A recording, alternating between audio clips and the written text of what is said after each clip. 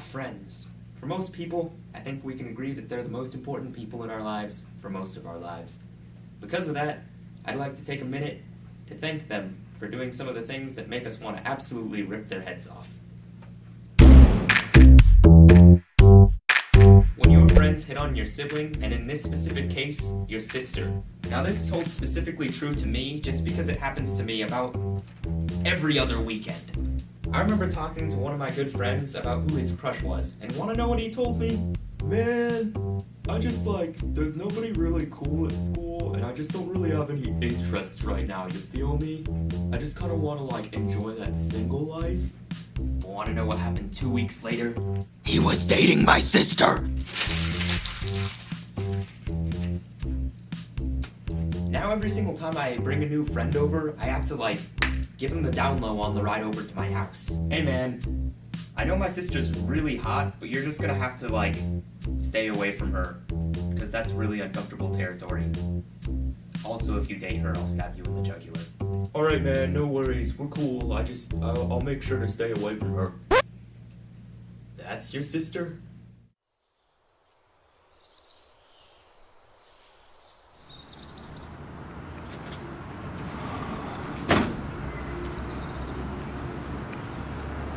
Hey, so are you, Danny's sister? Lena, is it? Lena is your name, right? What you reading? Fault in Our Stars. Oh, I love that book. You like how it's going so far? Now it's basically to the point where I have a friendship PTSD. Whenever they come over, I'm like, you're not going into my sister's room, right? Right? Right? But basically the biggest downer about this whole situation is that every single time this happens, I warn them beforehand. And in the end, they end up going for it anyways. Friends suck! When this happened, it made me really uncomfortable, because it made me feel like my friends were just trespassing somewhere that they shouldn't go. Which, on the note of trespassing, it reminds me of when friends trespass, but in your kitchen. Alright guys, my mom's still in labor in the den, so we're gonna have to chill in the kitchen for a little bit. Oh, no problem, no problem. Thanks for letting us stay over, man. No problem. Still be good times. Yeah. Dude, could you grab us some food? Yeah, man, I'm getting kind of hungry. Yeah, I'm starved, personally. I'll go check what's there. What are you guys hungry for again? Guys?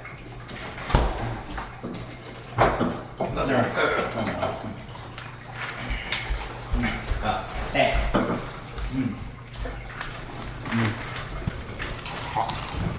Yeah, this one kind of speaks for itself. Oh, and let's not forget the worst one. When they take a couple minutes of your day just to ruin that movie that you've been waiting months to see.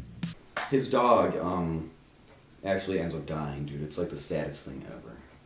And a day later, he dies. Yeah, that was probably the most emotional part of any movie I've seen. It's a good ending, though. It's a real good ending. It's a good ending. They get the cure to go back to the city to stop the zombies. Okay, so Bruce Willis, you know how, you're not supposed to know this right now, but he's actually a ghost. But right now you think he's a real person, so just wait. It's a really crazy, crazy twist. Hit play. Ah! See, the crazy thing is, he's actually Luke's father. But you find that out in the next movie.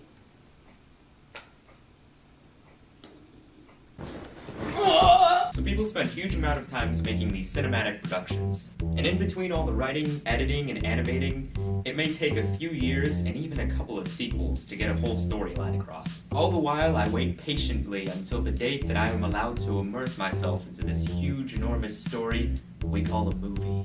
So, when you don't wait till I've actually seen the movie to tell me that Optimus Prime has a pair of rocket boots the whole entire time, makes me want to die. Like this friendship. Stop spoiling movies! But I think by far the worst thing they can do to you is die.